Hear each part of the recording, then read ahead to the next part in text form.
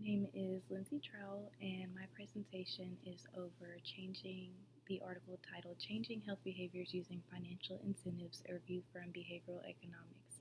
And this article takes a look at how incentives can be used to influence changes in health related behaviors.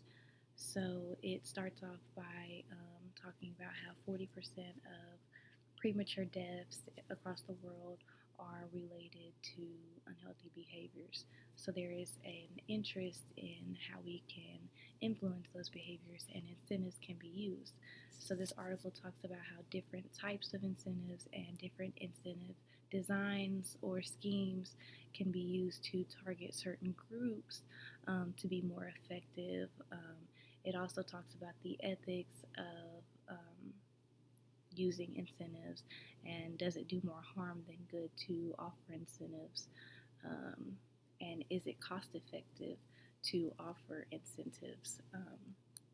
And so it talks about when coming up with a decision, the scheme design is most important because knowing who you're targeting can affect, and the design or the scheme used or the incentive used and how it's presented can affect and be more effective or less effective for certain groups. Um, so it also talks about the different types of decisions that can be targeted. So, the long term or kind of deeply embedded in us, which are like our beliefs or values, or more complex behaviors, you know, our beliefs, values, things like that. And then there's the, the high, okay, it says the high order, the beliefs and attitudes towards certain things, like dieting, smoking, those kind of things, versus influencing kind of those lower level behaviors or decisions, kind of those decisions we make out of kind of impulse or subconsciously. And so, and how incentives kind of influence these two different types of behavior changes. Um, so, I'm going to go ahead and start with this sub um, title, which is Losses Loom Larger Than Gains.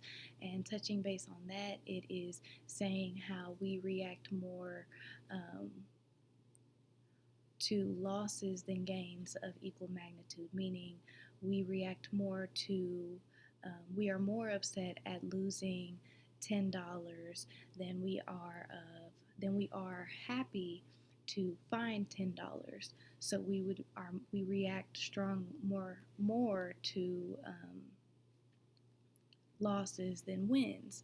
And so this could be used in incentives. So the example used is instead of providing $10 every time you complete a workout class, up to $100, the goal would be after completing 10 classes, you get $100, but if you miss a class, you don't get the $100. So instead of, receiving an incentive each time, you know, um, offering the loss of the incentive by not, completing the program or the 10 weeks of this class, you could lose your incentive. And it actually showed that it was more effective um, doing the loss situation or incentive. And so that is something to look at. Another key one that I saw was hyperbolic discounting, which is known as the present bias. So, assuming that our preferences over today versus tomorrow are the same over next week and the day after that. So, even though it says that we should use that same discount rate in our decision making, or like we should have the same reaction tomorrow as we do the next day versus the next day of next week, it doesn't always work like that. So given the option, like the example shows, you take $18 today. Some people would take $18 today versus $20 tomorrow, but they would much less prefer to take $18 in a week than $20 a day later. So, because they're already, waiting. So,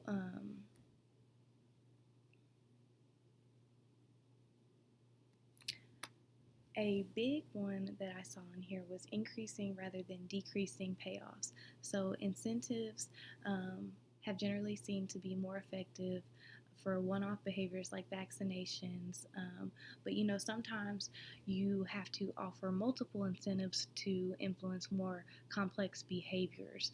So that the incentives must be given in an interval or multiple occasions, but in what amount should they be given? Should it increase, with each incentive? Should it decrease? And here it is shown that increasing the incentives has a higher effectiveness than offering a lower incentive. So, for example, a good example would be with the COVID vaccination. So, offering $50, to get the first vaccination and $100 to get the second, you have a higher chance of getting people to come back for that second vaccination, if the value is higher, so you kind of guarantee the if they want the second vaccination, they'll get the first based on that incentive. Um, so, let's see. Talking about some of the ethical concerns, would be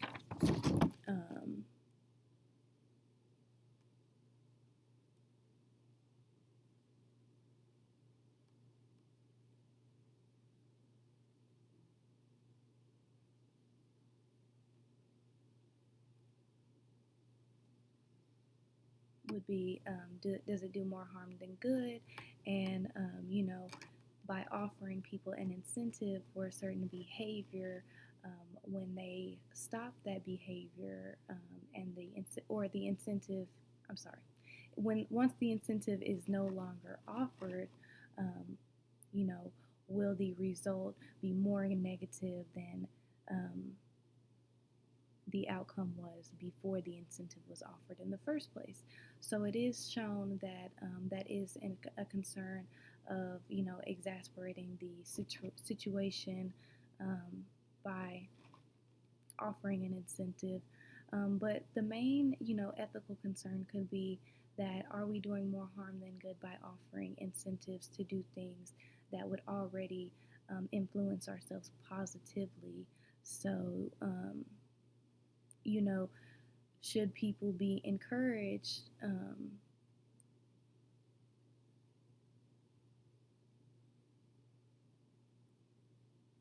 I'm sorry. So saying that monetary compensation has the potential to lead intrinsic motivation being crowded out or partially destroyed, saying that our internal motivation to do kind of the right thing for ourselves, or to change our behaviors, you know, is that. But it does touch on the fact that in hindsight, people would obviously prefer to have acted differently.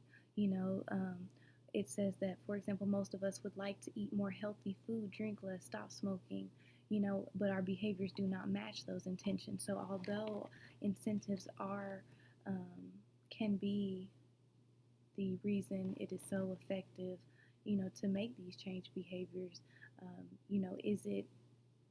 is it, you know, what is the ethical dilemma behind it? If we would, in hindsight, rather have made these decisions on our own. Um, so I kind of think that it balances out in a way, although this article does not take or come to conclusive results on whether they should or should not be used. It just kind of goes over certain scenarios and how different income levels, for example, a dollar to a dollar monetary value incentive is going to have a higher effect on a low income group. So targeting that group and using that incentive scheme to be more effective. Um, so it also touches base on how some of these are already used by companies and insurance groups to, influence their employees' behavior, such as, for example, my insurance offers the incentive of a monetary value for non-smoking. Um, so I would benefit from, a certain monetary value for not participating in smoking. And so that is something that is used already.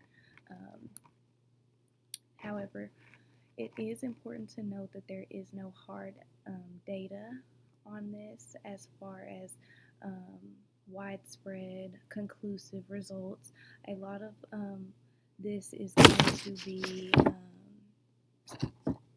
very context dependent, meaning it depends on the targeted group, the method, um, the demographic. There's a lot of different things. So there is not a right way or a wrong way or a conclusive, effective way. Um, so um, Overall, this article goes over a lot of different incentives and different things, and how we can use those to improve health behaviors.